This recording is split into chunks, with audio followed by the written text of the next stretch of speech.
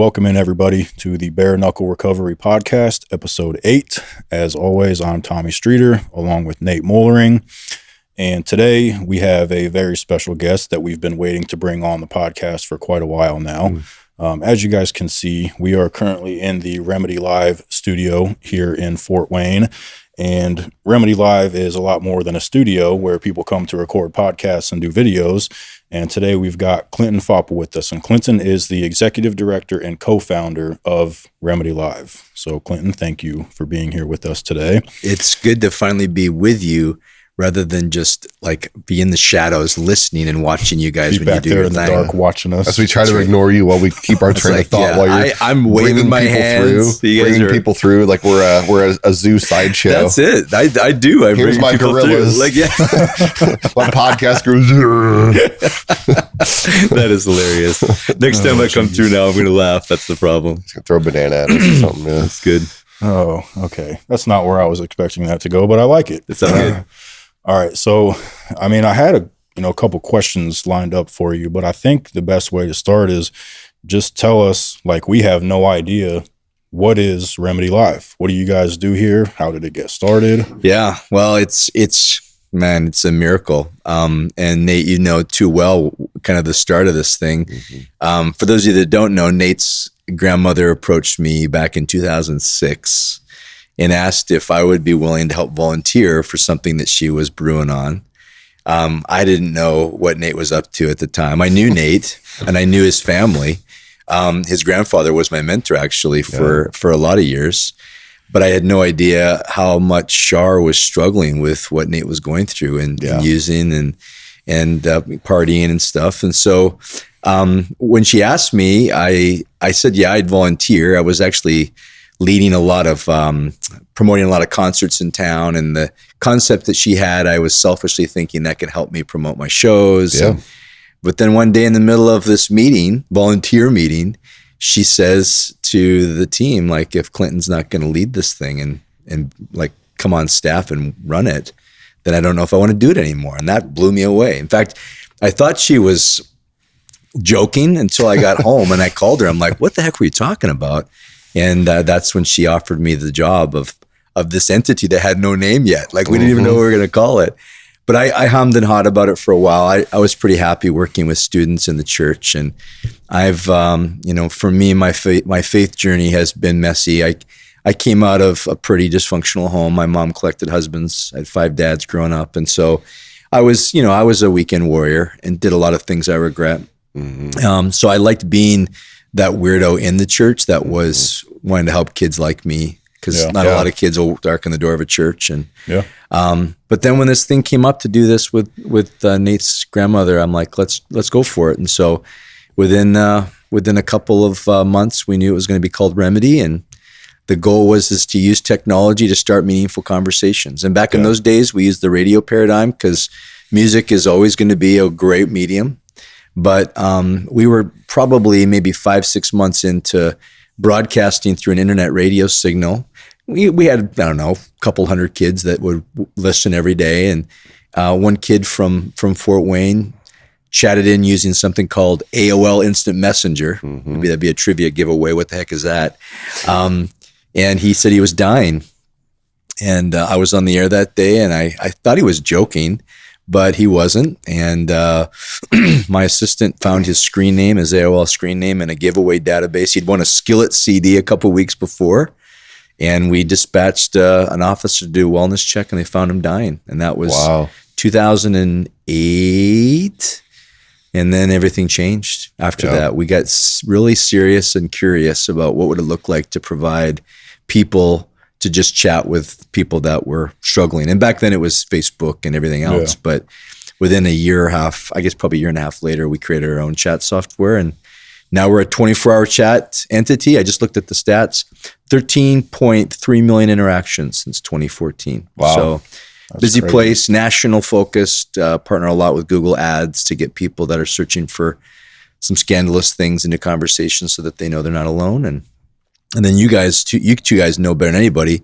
We created the Get School Tour in 2016 to go into the schools to talk about these messy subjects, because schools they just don't know how to handle it all. And so we've been talking about suicide prevention since then. And then in the last couple of years with your partnership, talking about escapism and trying to make sure that kids realize that when you feel like you're distressed, when you're struggling with a pain point, don't try to escape from it. Get radically honest about it with someone that can help you. So that's the full skinny. 15 years later, here we are, RemedyLIVE. Absolutely. That's awesome. Did you have any inclination that it would turn into what it is today, what RemedyLIVE is now? I've always been an intentional leader. I don't like wasting my time.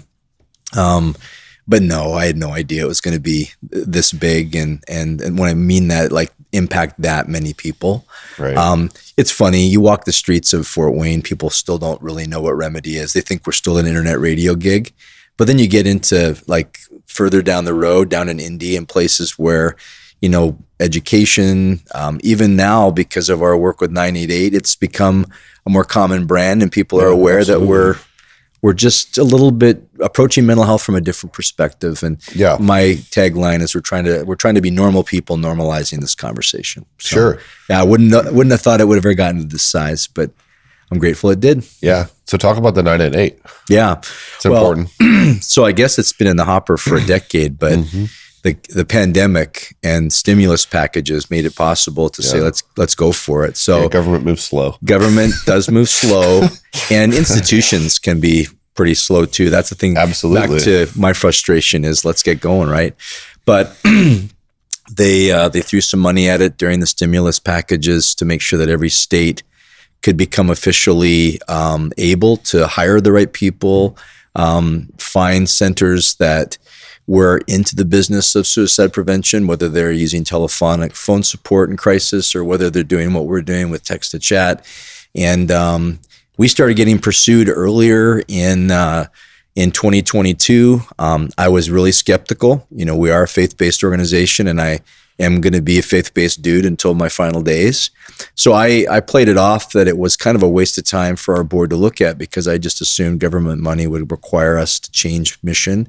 But I was wrong. You know, we were given, and legal counsel helped us to come up with some creative ways to be able to serve the 988 program and be paid in such a way that allows us to be able to scale up, do what we've already been doing for a lot of years, help the state in being able to produce content like we do all the time here at Remedy with our video team and whatnot, and then take our text to chat intellectual property, the stuff that we've been doing for years, and basically benefit Hoosiers, you know, statewide. Right. So we're not chatting yet because surprise, surprise, the software is still not done by the state to get us out there and running. Right. But we're in meetings 6 times a week, and I spend most of my time is on Microsoft Teams now. So I look at a camera most of the time and talk to people rather than face to face. Yeah, that's the new world that we're moving into, which is part of the reason that 988 has become so important in Remedy as well. Even separate and apart from the 988, that there's just been so much disconnect between human beings, right? Yeah. Human connection is the opposite of addiction. Yeah. Opposite of a lot of things. So have you seen the number of people reaching out that need services, whether it's 988 for suicide prevention or anything associated with that? I mean, go up as you've seen kind of technology become playing a bigger role in human communication?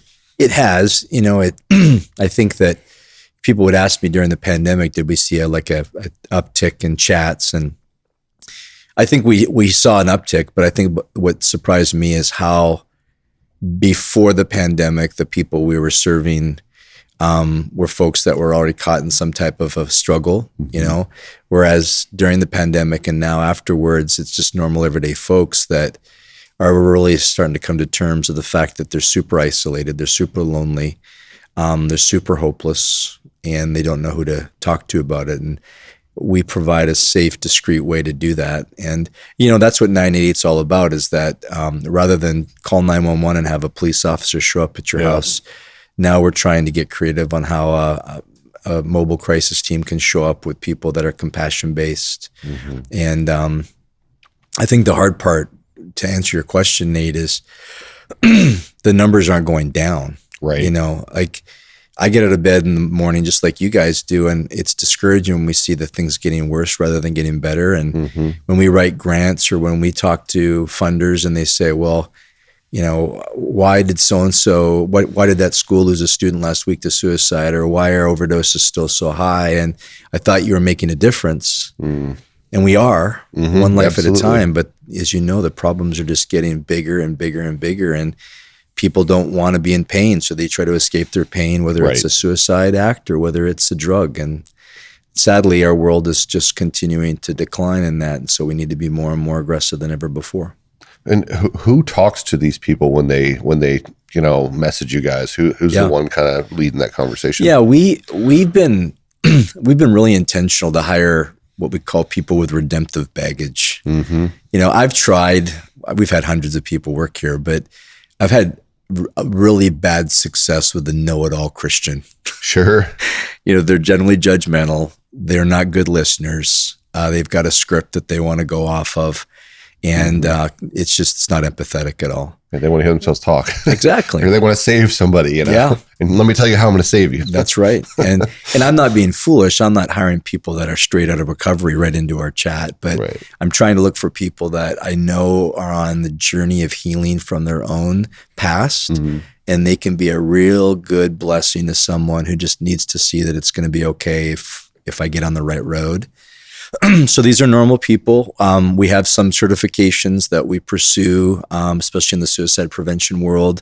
We do a lot of training in-house because we're blessed with experts like you guys that we know that we can bring in that can help our team understand best practices around some of these topics.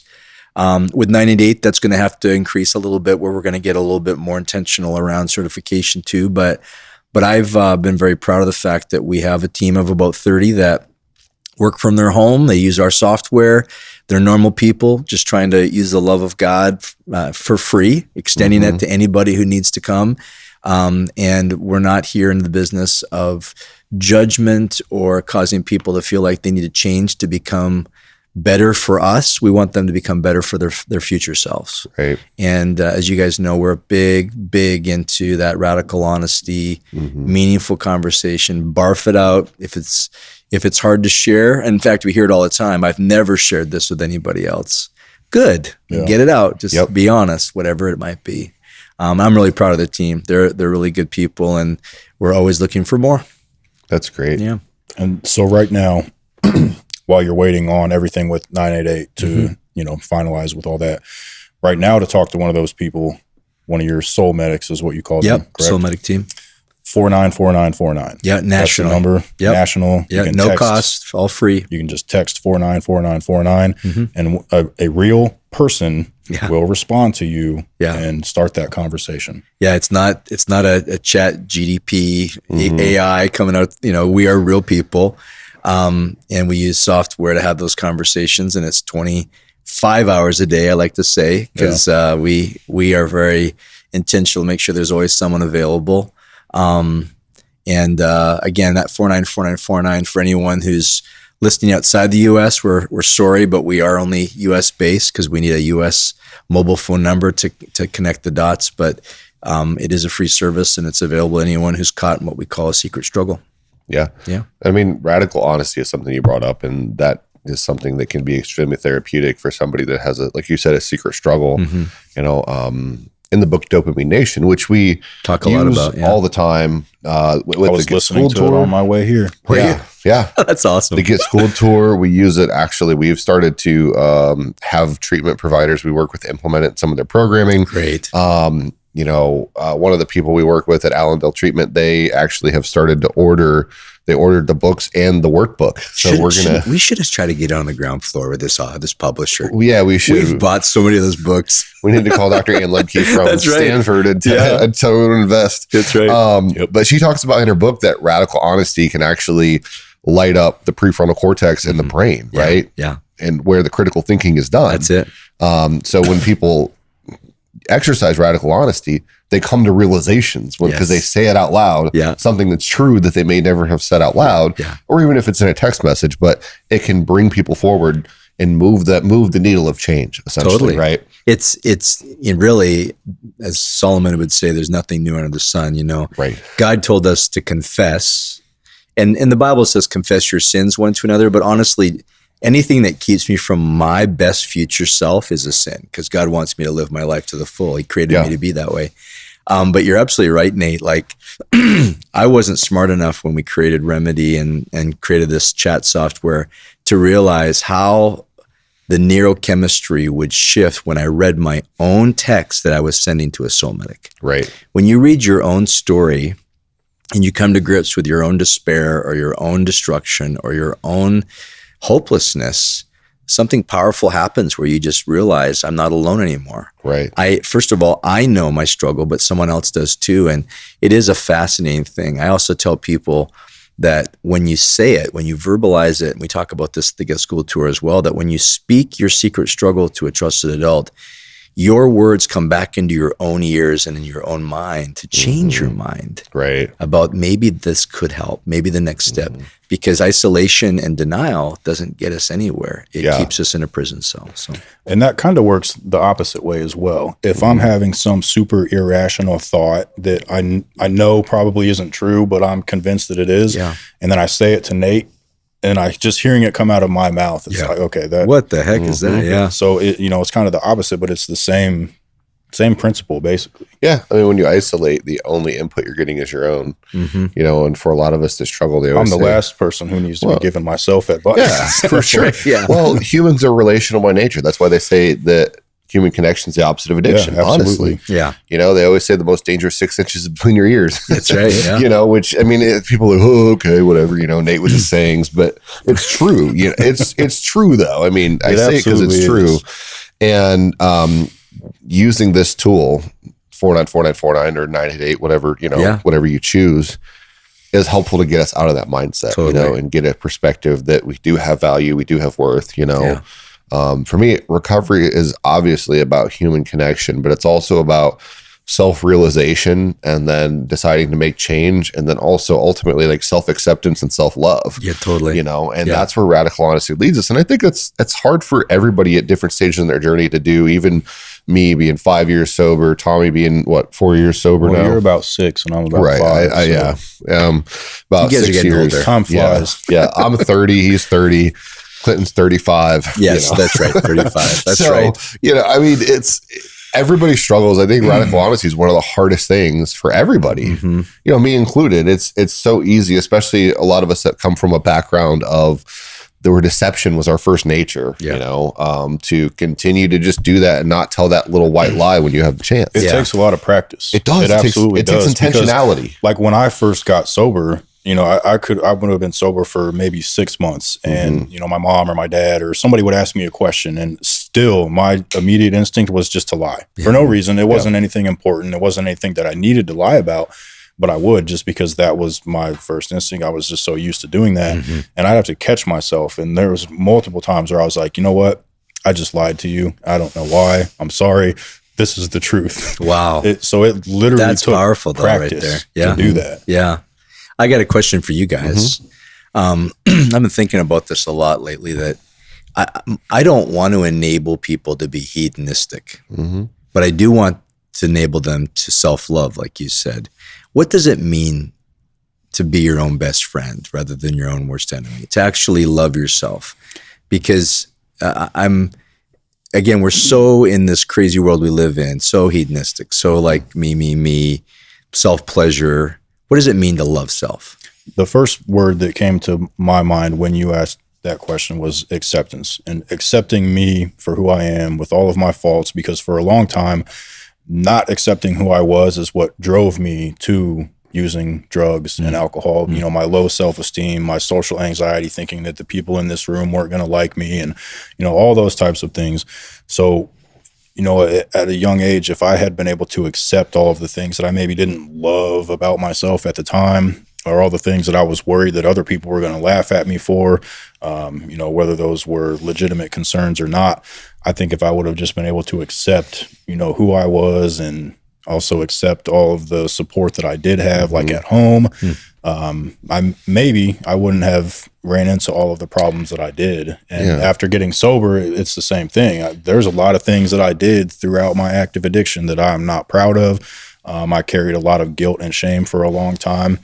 But, over the course of the last 5 years, I've really been able to grow and accept, who I am as a person and be able to focus more on, my goals today, how much different they are than my goals 5, 6, 7 years ago, and trying to, use a lot of those negative experiences to be able to help other people. I think just accepting who I am that was the first thing that came to my mind. I think for me, what helped me get to acceptance was number one, gratitude, being grateful for the things that I have, things around me. And gratitude is not complacency. Gratitude is simply more like serenity. But I think the way that we stay grateful but don't inflate our ego is, you got to have gratitude and humility together. So when you're humble about it, you can still look at your faults, but still see that you're trying to make progress. And that's where the gratitude comes in, so, and that honestly, I think is what leads to acceptance, which is, I think, a big key for people. But people take acceptance to mean that, like, I'm not trying to change. I'm not trying to improve. It just means you accept things the way they are currently. And you're not going to get all upset about it. Like, it's like, okay, I'm, for example, in my life, like I went down in 2020, I was 286 pounds. I got down to like 252 last year. I'm 260 right now. So I want to get back. Ultimately want to be about 245.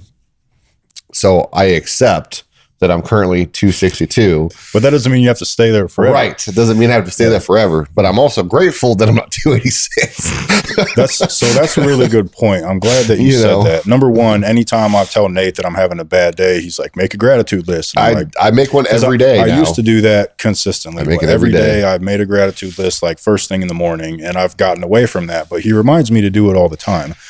But yeah, I'm glad that you brought that up. And, just to piggyback off of that a little bit, like the first year that we got sober, you were doing like security and like bounty hunting and stuff. I was, a little crazy. I was selling women's shoes at Nordstrom, which, by the way, was the easiest job I've ever had in my life. I bet.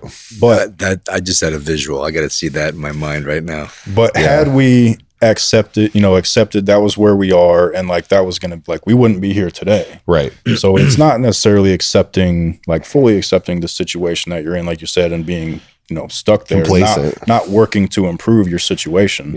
So what's the danger of being self-deprecating in that whole vein, like, because you want to stay humble, you want to stay focused on being not as bad as you were, but you still have this tendency to put yourself down.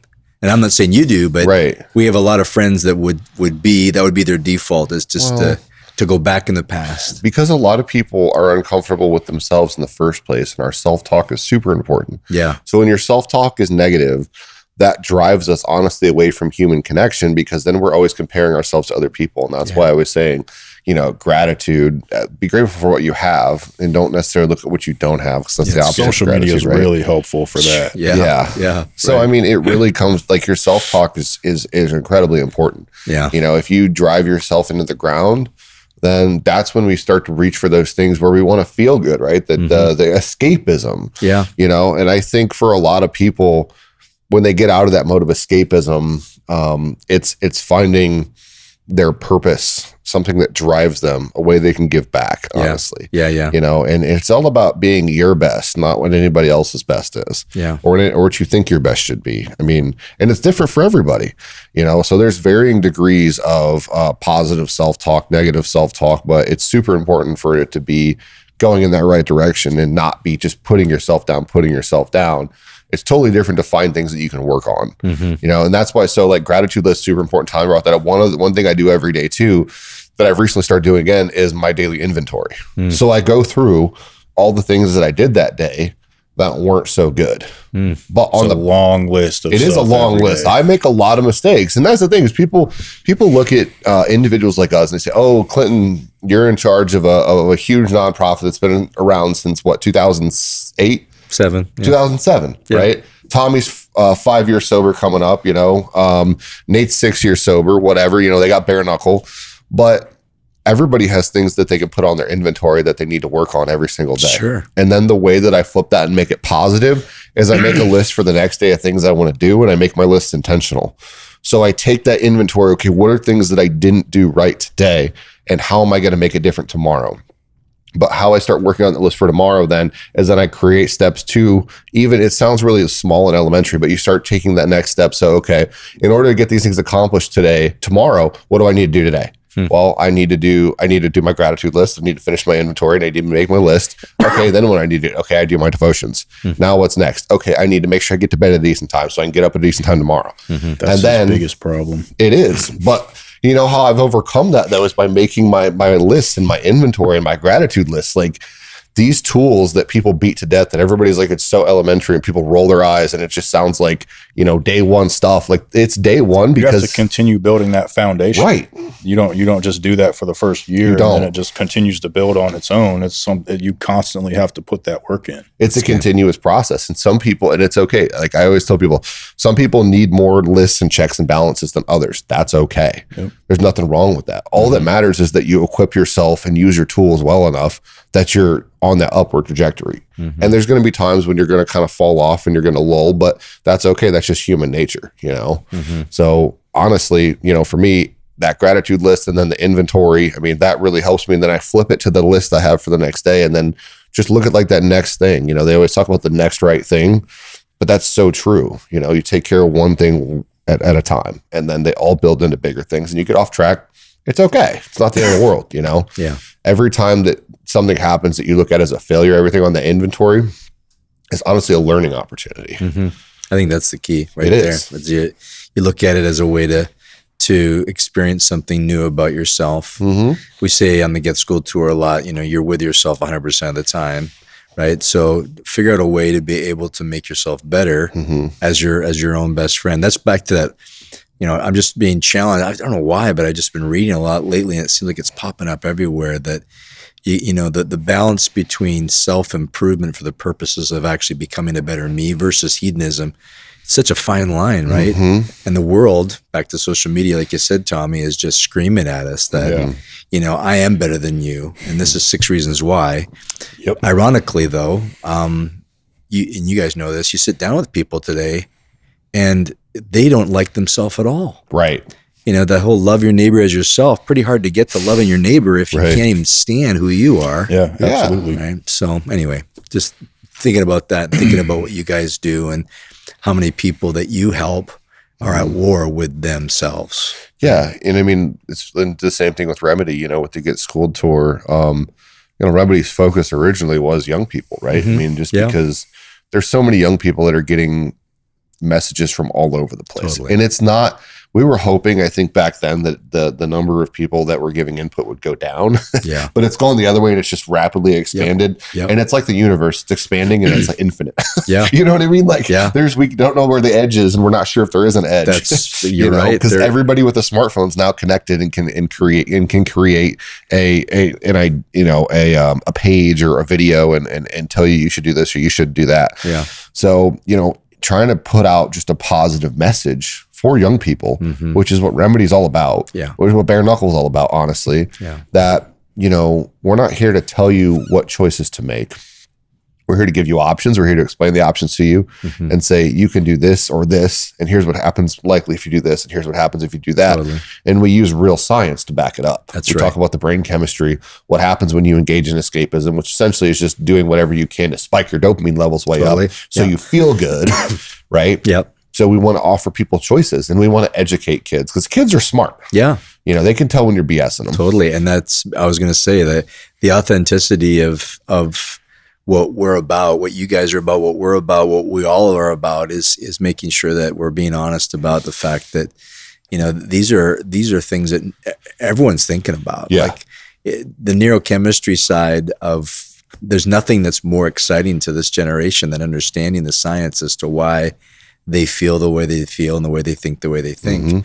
But who's talking about it? So it's important that we are. I mean, I always tell people too, and I always want young people to understand this, that, you should be intentional about your consumption because you're going to consume no matter what. That's it. Whatever it is, right? Yeah. You have to consume to survive. You got to consume calories. You're going to consume information. You can sit in your room by yourself. You're still consuming information and processing it. Mm-hmm. Just make sure you're controlling it as something that's going to help be a positive force in your life. Totally. We live in the information age. There's a lot of information out there, but for all of the bad, there's also good. Yeah. So if you focus on the good, then that's what you're constantly bringing in, then that's what's going to come out. That's right. And that's the choice we try to give kids, right? That's right. I mean, at least educate them on the fact they have a choice and then try to influence that choice in a positive way. Yeah. It's amazing. I just to toot you guys your horns. I admire both of you so much. You're role models. You're inspirational. I'm thankful to know you both and the way that you've allowed your junk, the things that you guys have done, the things you guys have gone through to be like, this is it. Right. I'm butt naked. This is the way things were. Yeah. And it's a vulnerable place, but there's so much power in that vulnerability. And that's what people are leaning into. Mm-hmm. I'm excited about things we're going to start doing together with adults too. Absolutely. Because, you walk into a room of a bunch of people in the workplace, they're still all 13. Yeah. Oh, yeah. They're still dealing with the same insecurities. Yeah, absolutely. And faking it. Imposter syndrome. That's the thing I see a lot in our data from the Wired experiences. Mm-hmm. And so, but I'm just really blessed to know both you guys. Yeah. Well, likewise. As you as well. Yeah. So I'm going to call this part 1 of our conversation with Clinton because we're going to have to continue this conversation one of these days. I know you've got another meeting that you need to get to. Yes. Thank you very much for joining us today. So 494949. That's the Text number. That number. Is there a website? If you go to RemedyLIVE.com. RemedyLIVE.com. Check us out on YouTube. There's literally, I was looking at the inventory today. There's millions of videos there. Your stories are on there. Check out videos of the Get Schooled tour. Yep. It's one of our favorite things to do. Yep, also, absolutely. Yeah, Google Clinton Faupel and you can see all the different hairstyles over the years, which are really impressive. It is impressive. Especially for me because I don't have any hair. It all left me. I had someone introduce me at something I spoke at recently, introduced me that they've known me through 7 hairstyles. And they're all great. They're all very impressive. Well thought out. Oh, my. That's good. I love it. Yep. Well, again, thank you very much for joining us today. Yeah, absolutely. It's good to walk over from my office to this room. Yeah, we love it. See ya. All right. Well, thank you guys for listening.